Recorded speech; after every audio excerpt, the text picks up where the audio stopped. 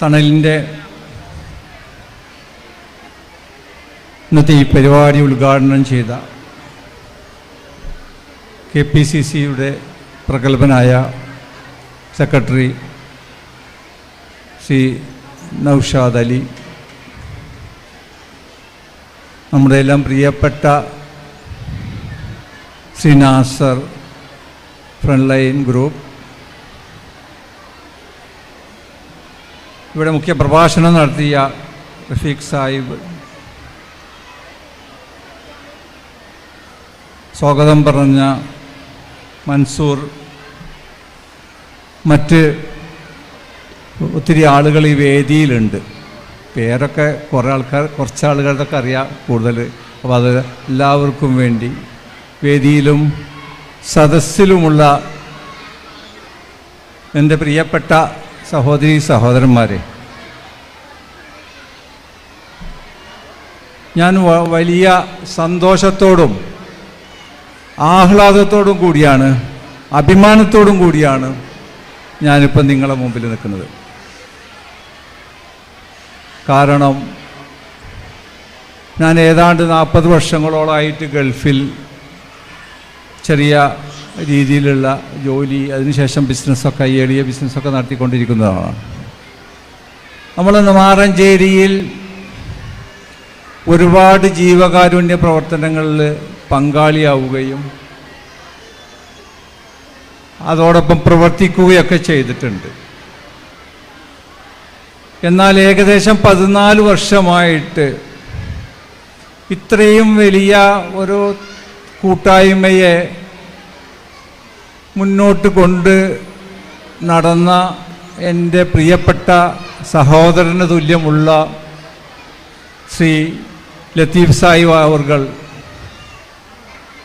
അദ്ദേഹത്തെ പറയുകയാണെങ്കിലേ, അദ്ദേഹത്തെ ഗൾഫിലൊന്ന് ജോലിക്ക് ആഗ്രഹം ഉണ്ടായിട്ട് പോവാതിരുന്നത് നന്നായി എന്നാണ് ഞാൻ ആലോചിക്കുന്നത്. ഈ അയൽക്കൂട്ടത്തിൻ്റെ ഇത്രയും വലിയ വളർച്ചയ്ക്ക് അതാണ് കാര്യം എന്നും കൂടി ഞാൻ മനസ്സിലാക്കുന്നത്. മറ്റത് ഗവൺമെൻറ് ജോലി കിട്ടുള്ള ആളുകൾ 5 വർഷത്തെ ലീവ് എടുത്തിട്ട് ഗൾഫിലൊക്കെ പോകല് സാധാരണ ഒരുപാട് ആളുകൾ എനിക്ക് വരികയാണ്.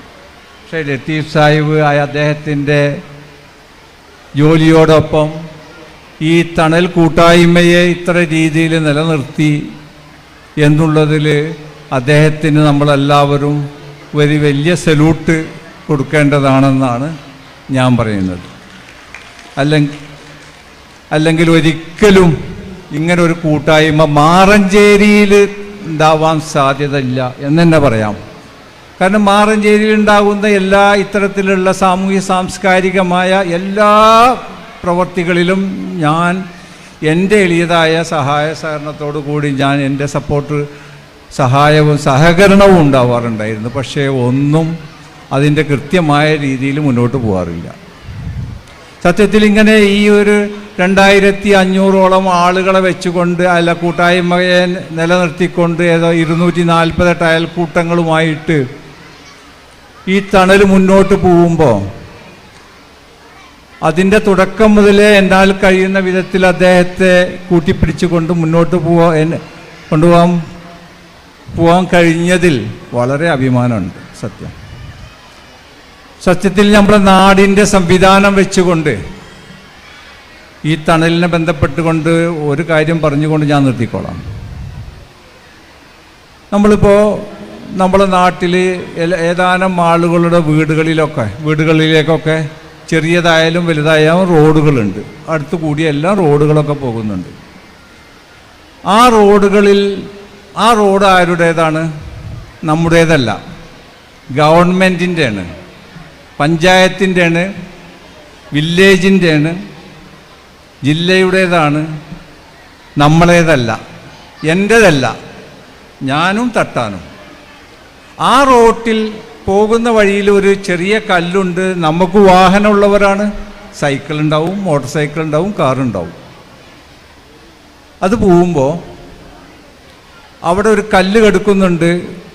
അത് വലിയ അപകടം ഉണ്ടാക്കുന്ന ഒരു വലിയ പാറക്കഷ്ണമാണ്, അല്ലെങ്കിൽ ഒരു തടസ്സം സൃഷ്ടിക്കുന്ന സാധനമാണെങ്കിൽ അതിൻ്റെ അടുത്ത് കൂടി അഡ്ജസ്റ്റ് ചെയ്തുകൊണ്ട് നമ്മളെ വാഹനത്തെ മുന്നോട്ട് കൊണ്ടുപോകാൻ കഴിയുമെങ്കിൽ തീർച്ചയായിട്ടും നമ്മൾ ആ കല്ലെടുത്തിടില്ല.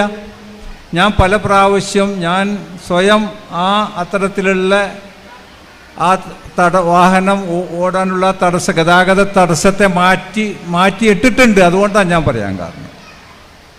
അപ്പോൾ അത് എൻ്റേതല്ല, അത് പഞ്ചായത്തിൻ്റെയാണ്, അത് ഗവൺമെൻറ്റിൻ്റെയാണ്, ഈ നാട്ടുകാരതല്ല, എൻ്റെതുമല്ല എന്നാണ് എല്ലാവരും അതാണ് ചിന്തിക്കുക, അതുപോലെയാണ് ചെയ്യുക, അതാണ് കാണാറ് സാധാരണ. ഞാൻ ഒരു ഉദാഹരണം പറഞ്ഞതാണ്.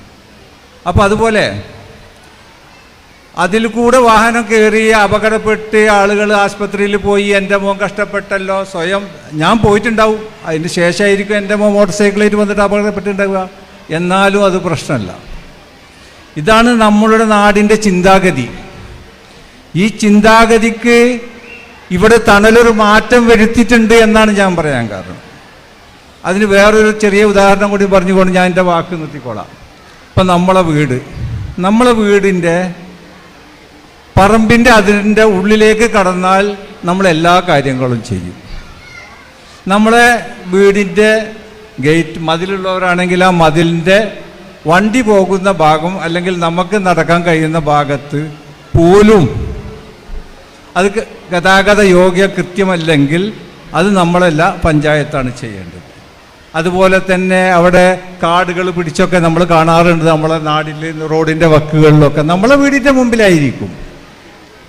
നമ്മളെ മതിലിൻ്റെ ഉള്ളിലേക്ക് ചെന്നാൽ നമുക്ക് ആവശ്യമുള്ള രീതിയിൽ ഏതെല്ലാം രീതിയിൽ അത് മോടി പിടിപ്പിക്കണം അതെല്ലാം പിടിപ്പിച്ചിട്ടുണ്ടാവും, സൗകര്യങ്ങൾ ഉണ്ടാക്കിയിട്ടുണ്ടാവും. പക്ഷേ നമ്മളെ മതിലിൻ്റെ പുറത്തുള്ള ആ പുൽക്കാടുകളോ അല്ലെങ്കിൽ തടസ്സങ്ങളോ പ്രശ്നങ്ങളോ മറ്റുള്ളവർക്കും നമുക്കും ഉണ്ടാകുന്നത് അത് നമ്മുടെ മുതലല്ല. അതാണ് നമ്മുടെ ജനങ്ങളുടെ ഒരു മനസ്സിലുള്ള ഒരു വിശ്വാസം, നമ്മളതല്ല. അതുപോലെ ഈ തണലിൽ 14 വർഷമായിട്ട് ഇവിടെ 2500ഓളം മെമ്പർമാരുണ്ടെന്ന് പറഞ്ഞപ്പോൾ വളരെ അഭിമാനമുണ്ട്.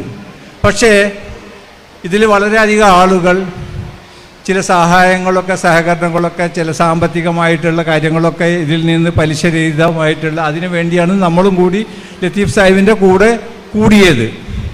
പക്ഷേ ഈ മാറഞ്ചേരിയിലാകെ 2500 അയൽക്കൂട്ടങ്ങളേ ഉള്ളൂ, അല്ല മെമ്പർമാരേ ഉള്ളൂ. അല്ല, പഞ്ചായത്ത് എന്ന് പറഞ്ഞാൽ ഏതാണ്ട് ലക്ഷക്കണക്കിന് ആളുകളുള്ള ഒരു നാടാണ്.